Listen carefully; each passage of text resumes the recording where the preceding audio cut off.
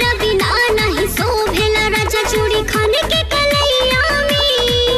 कब आइब पिया परदेसी निक लागे ना रजैया में। कब आइब पिया परदेसी निक लागे ना रजैया में।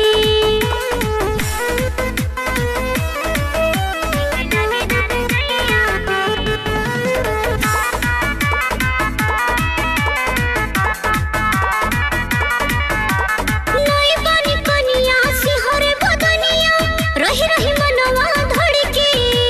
चढ़ले जवनिया में लग जाए अगिया हो जाए कोई लाजर के।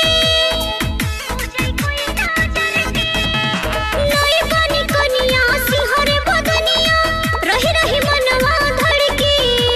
चढ़ले जवनिया में लग जाए अगिया हो जाए कोई लाजर के।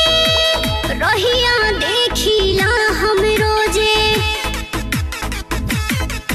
और रहिया देखिला हम रोजे और जाई के डगरिया में।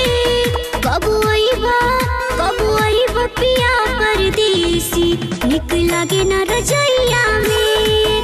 कब आइब पिया परदेसी निक लागे ना रजैया में।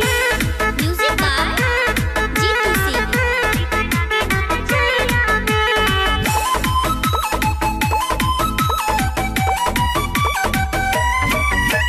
होठवा के ललिया कनवा के बलिया रही रही बोलिया बोले। सेजिया पे किसन जब सुतीले तोरे ला मनवा डोले। ए हो होठवा के ललिया कनवा के बलिया रही रही बोलिया बोले। सेजिया पे किसन जब सुतीले तोरे ला मनवा डोले।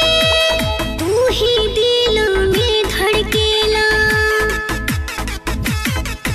और तू ही दिल में धड़केला बस गइला नजरिया में।